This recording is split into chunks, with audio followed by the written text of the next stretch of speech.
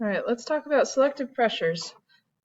These are basically anything that can kill you. Okay, so what are some factors that drive natural selection?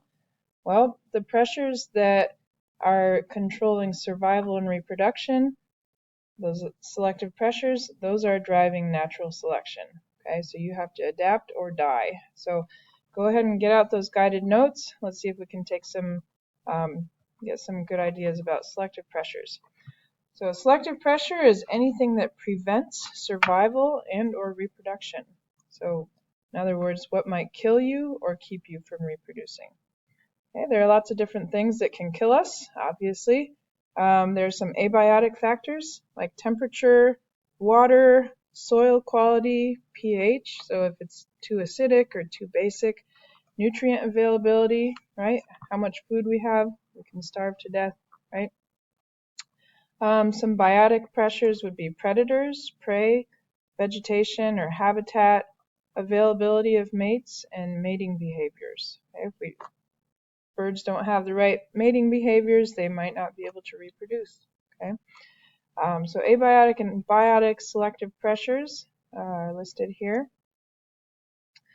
And this is a little bit of a Captain Obvious kind of statement, but in order to pass your traits on to offspring, right, you must first of all survive and then reproduce. And by the way, you cannot reproduce if you are dead. So survival is probably the more important one here. But some species are able to survive, and then under certain conditions, they are unable to reproduce. If that doesn't happen, they have not passed on their traits to the next generation. So it's important to remember that organisms face multiple selective pressures. Okay, in the case of the giraffes that we looked at when we went over Vita, food availability might have been a very prominent one, a big selective pressure, which is why they ended up going through natural selection for a longer neck length. That was driving that selective pressure, food, limited amount of food, was driving natural selection. The ones that were able to get more food because of their long necks, they survived the best. They might have also had predators around them, and drought, and probably a bunch of other selective pressures. But given the trait that developed, the neck length, food availability was probably a big one. Okay, so under these conditions, a long neck trait was selected for because the long necked giraffe survived and reproduced the most. Okay, so there are different traits that can improve survival, and literally you can go in any direction with these. What do you think an armadillo might be? The trait that is improving its survival is this kind of weird armored armored shell. So predators were probably a big issue in its environment. Selaginella is called a resurrection plant. This is such a cool plant. It can look like this dried old tumbleweed or something, but it can kind of lie dormant in the absence of water. And once it has a little bit of water in its system, it can kind of bounce back to a green photosynthesizing plant. So in this instance, you probably already guessed it, a water shortage might have been a selective pressure. And whatever mutations happened to create this Selaginella plant that was able to kind of basically act like a cactus, that one survived and was able to reproduce, and that's why we have a lot of them that can resurrect themselves nowadays. Okay,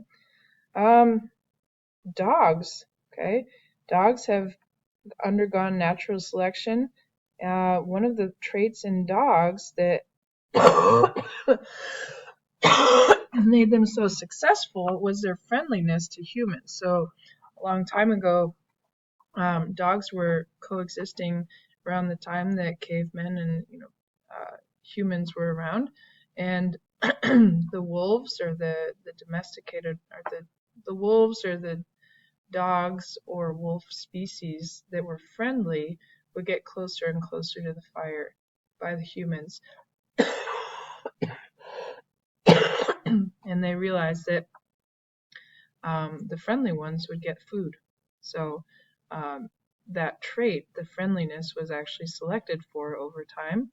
And now they are so friendly that we have them in our houses. Raccoons.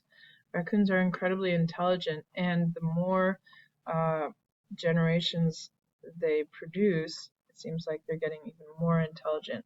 There's a lot of raccoons taking over a lot of cities. Some really cool videos out there about the Canadian raccoons, for example. They're getting smarter and smarter, and humans have tried to outsmart the raccoons by making raccoon-proof trash cans, etc. But the ones who get the food are the ones who are outsmarting the humans. So it's a little bit embarrassing for us, I guess. But lots of different traits can improve survival. Anything that gets you what you need, right? Whether that's food or water or or mates. Sorry for the cough here. So some traits that impact reproduction. Okay, we talk about sexual selection. That means that we are selecting for traits that impact reproduction. Okay, these can come at a cost. Okay, so this proboscis monkey, again, hopefully you saw a video in class about this. If you haven't, definitely look it up.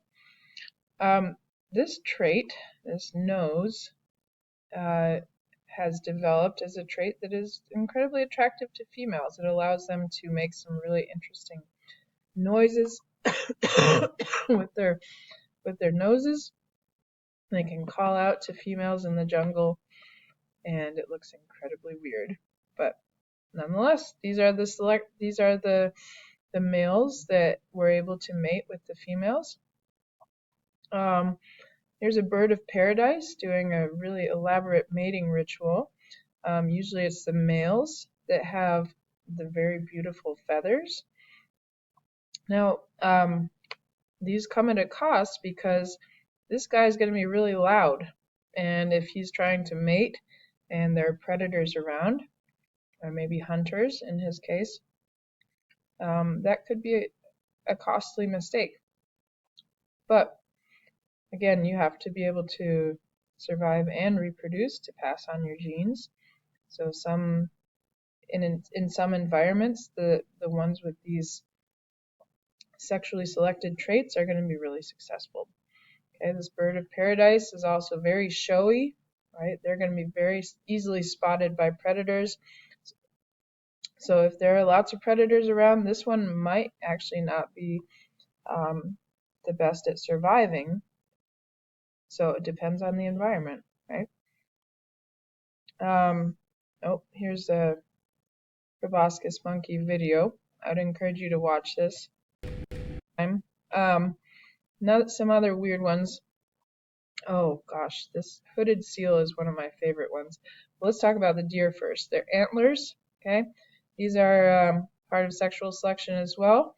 The males need to be able to fight each other for the females. So the larger the antlers, and then you can assert dominance over the other males and outcompete them for the females. And the hooded seals make these nose balloons. All right, this is one of the weirdest things I've ever seen. They blow, this is a layer of skin. I think there's almost like a mucous membrane, I'm not sure. They blow these nose balloons and flail them around at other males and try to assert their dominance. And if that doesn't intimidate a male, then they will go fight it out somewhere else. But this is what the hooded seals do to show that they're all that. So a few more things about selective pressures. Stronger or permanent, so the selective pressures that don't really change over time, these are going to speed up natural selection. Okay, they're going to be a little more they're going to drive natural selection a lot stronger. So let's say ecosystem A has a high variety of phenotypes. Let's say they have a lot of different selective pressures. So there's predators, there's cold, there's food, and there's flooding. And it's anyone's guess which one is going to be hitting hard on any given day. You're going to end up with a high variety of phenotypes. Okay, whatever is going to survive is going to differ by the day. Okay, but like compare that to ecosystem B, where you have a high number of predators. The ones who are going to survive are the ones who can run away from the predators, or who can outsmart the predators, or basically who can withstand the predators. Okay, but there's not going to be as much variety of phenotypes in this ecosystem. If that makes sense. So essentially, whatever is successful, these are the traits that are going to live on. Okay, so organisms come up with a lot of different ways to combat the selective pressures.